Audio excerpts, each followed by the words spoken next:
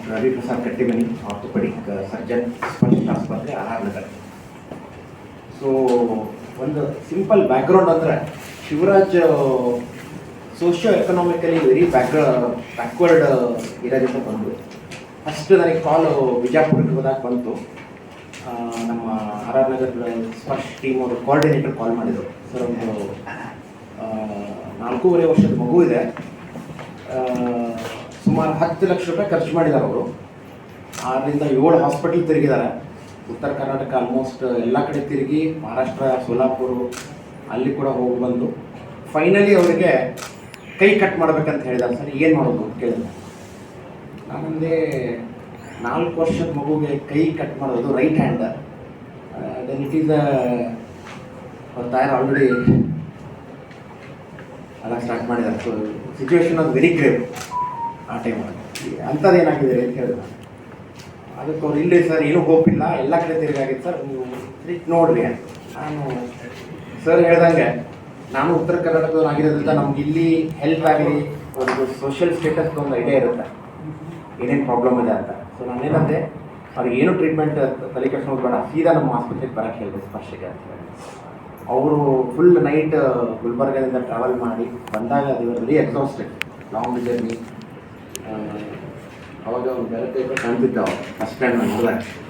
ಅದೇನೋ ಏನೋ ಗೊತ್ತಿಲ್ಲ, ಅವ್ನು ನೋಡಿದ ತಕ್ಷಣ ಒಂಥರ ಇಮಿಡಿಯೇಟ್ ಕನೆಕ್ಷನ್ ಆಗ್ಬಿಡ್ತು ನನಗೆ ಅವನಿಗೆ. ಸೊ ನಮಗೆ ಗೊತ್ತಿತ್ತು it is a very challenging case ಅಂತ ಹೇಳಿ. ನಾನು ಅವ್ರಿಗೆ ಒಂದೇ ಮಾತು ಹೇಳಿದೆ, ಏನು ಬೇಕಾದಾಗಲಿ ನಿಮ್ಮ ಮಗನ ಕೈ ಉಳಿಸ್ತೀವಿ ನಾವು, ಇಟ್ಸ್ ಅ ಪ್ರಾಮಿಸ್. ನೆಕ್ಸ್ಟ್ ಬಂದು ಇದರ 2 ಚಾಲೆಂಜಸ್, ಒಂದು ಮೆಡಿಕಲ್ ಸೈಡ್, ಇನ್ನೊಂದು financial side. Any treatment especially complex ಇದ್ದಾಗ. ಸೊ ಮೆಡಿಕಲ್ ಸೈಡ್ ಇದ್ದಾಗ ನಾವು ಒಂಥರ ಮಲ್ಟಿ ಡಿಸಿಪ್ಲಿನರಿ ಥರ ವಿ ವರ್ಕ್. ಬರೀ ನಮ್ಮ ಒಬ್ಬನೇ ಆರ್ಥೋಪೆಡಿಕ್ ಅಲ್ಲ, ಮೈಕ್ರೋಬಯಾಲಜಿಸ್ಟು, ಪ್ಲಾಸ್ಟಿಕ್ ಸರ್ಜನ್ನು, ಅನೆಸ್ಥೆಟಿಸ್ಟು ಎಲ್ಲರೂ ಕೂಡಿ ಡಿಸ್ಕಸ್ ಮಾಡಿ what is the best option. So first ಅವರಿಗೆ ಇನ್ಫೆಕ್ಷನ್ ಕ್ಲಿಯರ್ ಮಾಡಬೇಕಾಗಿತ್ತು. ಅದು ಇನ್ಫೆಕ್ಷನ್ ಕ್ಲಿಯರ್ ಆಗಿದ್ದಿಲ್ಲ. ಅವರು 3 ವರ್ಷ ತಿರುಗಿದ್ರು, 10 ಲಕ್ಷ ರೂಪಾಯಿ ಖರ್ಚು ಮಾಡಿದರು. ಆ ಬೋನ್ ಒಳಗಿರೋ ಇನ್ಫೆಕ್ಷನ್ ಯಾರೂ ಮುಟ್ಟೇ ಇದ್ದಿಲ್ಲ. ಅವ್ರ ಮೇಲಿಂದ ಬರೀ ಅಬ್ಸೆಸ್ಸನ್ನು ತೆಗಿತಿದ್ರು, ಇಂಜೆಕ್ಷನ್ ಕೊಡ್ತಿದ್ರು, 50,000 ಲಕ್ಷ ರೂಪಾಯಿ ಚಾರ್ಜ್ ಮಾಡ್ತಿದ್ರು, ಕಳಿಸ್ತಿದ್ರು. ಫೈನಲಿ ಒನ್ ಅವ್ರಿಗೆ ರಿಯಲೈಸ್ ಇದರಿಂದ ಏನು ಜಗಕ್ಕಾಗಲ್ಲ ಅನ್ನೋಲ್ಲ, they told will cut limb.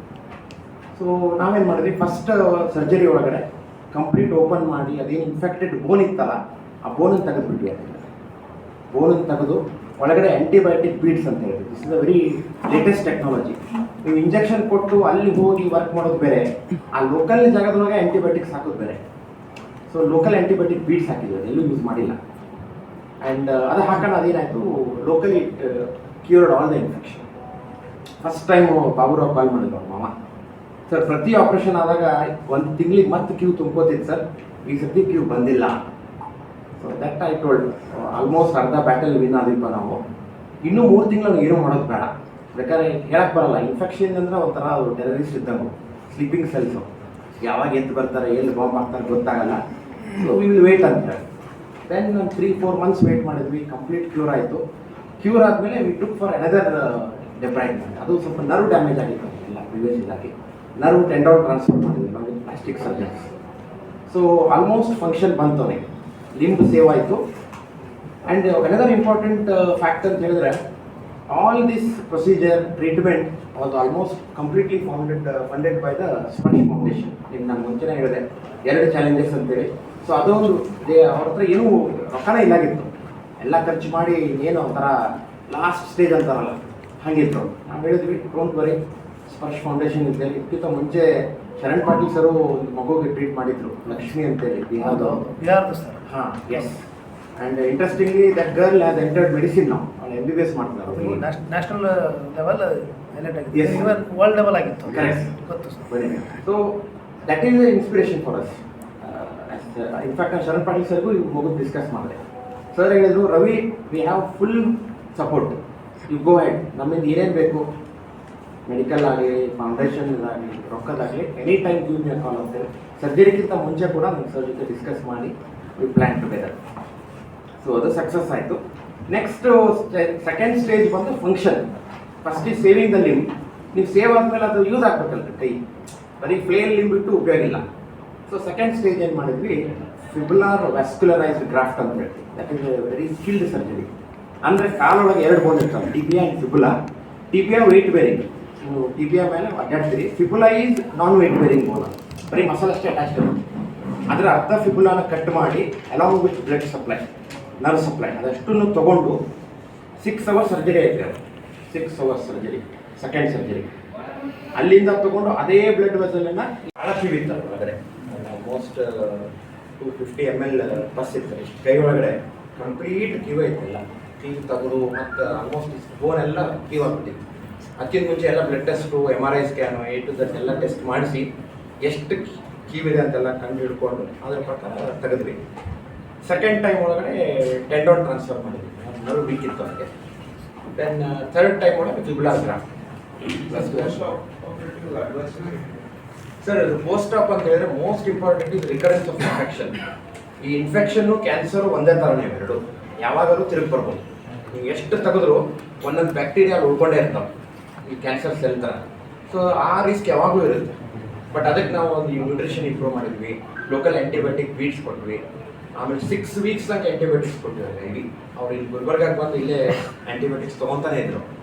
ಯಾಕಂದರೆ ಬರೀ ಟ್ಯಾಬ್ಲೆಟ್ಸ್ ಕೊಟ್ಟು ಹತ್ತಲ್ಲ, ಅದು ಇಂಜೆಕ್ಷನೇ ಕೊಡ್ಬೇಕು. ಭವಿಷ್ಯದಲ್ಲಿ ಏನಾದರೂ ಇನ್ನು ಭಾಳ ಇದೆ ಸರ್. 1 ಇಯರ್ ಆಯ್ತಂದ್ರೆ ಮತ್ತೆ ರಿಕರೆನ್ಸ್ ಸೇಫ್ ಸರ್. ಹೌದು, ಇಲ್ಲ ಎಲ್ಲ ಮಾಡಿದ್ಮೇಲೆ ಸೇಫ್ ಆದ್ರೆ ಎಸ್ 100%.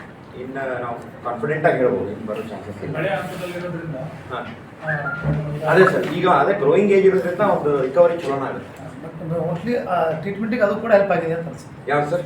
ಅವ್ನಿಗೆ ಏಜ್ ಸಣ್ಣದಿದೆಯಲ್ಲ, ಹೌದು ಅದು ಟ್ರೀಟ್ಮೆಂಟ್ ಅದು ಕೂಡ ಏಜ್ ಒಂದು ಹೆಲ್ಪ್ ಆಗಿದೆ. ಮತ್ತು ಇನ್ನೊಂದು ಏನಂತ ಹೇಳಿದ್ರೆ ಸರ್, ಅವನಿಗೆ ಎವ್ರಿ 3 months ಅನೆಸ್ಥಿಷಿಯಾ ಕೊಡ್ತಿದ್ರು, ಇಂಜೆಕ್ಷನ್ ಕೊಡ್ತಿದ್ರಲ್ಲ, ಅವ್ನು ಬೆಳವಣಿಗೆನೂ ಸ್ಲೋ ಆಗ್ಬಿಟ್ಟಿತ್ತು. ನಾನು ಅವಾಗ ಬಂದಾಗ ನೋಡ್ತಿದ್ದಲ್ಲ, ಅವ್ನು ಊಟನ ಸರಿ ಮಾಡ್ತಿದ್ದಿಲ್ಲ. ನೀವು ಆಪ್ರೇಷನ್ 1 ವಾರ ಊಟ ಮಾಡೋಕ್ಕಾಗಲ್ಲ, ನಿದ್ದೆ ಇರಲ್ಲ, ಇಂಜೆಕ್ಷನ್ ಕೊಡ್ತಾರೆ, ನೋವು, ಎಮೋಷನಲ್ ಟ್ರಾಮಾ. ಈಗ ಈಸ್ ಮೆಂಟಲಿ ರಿಲ್ಯಾಕ್ಸ್ಡ್. ಇನ್ನೇನಾಗ ಆಪ್ರೇಷನ್ ಇಲ್ಲ ಅಂದರೆ ಮೆಂಟಲಿ ಯಾವ ರೀತಿ ನಾರ್ಮಲ್ ಇದ್ದಾನೆ. ಹೌದು, ನಾನು ಅದನ್ನೇ ಕೇಳಿದೆ. ಏನಿಲ್ಲ, ಇಲ್ಲ ಈಸ್ ವೆರಿ ಆಕ್ಟಿವ್.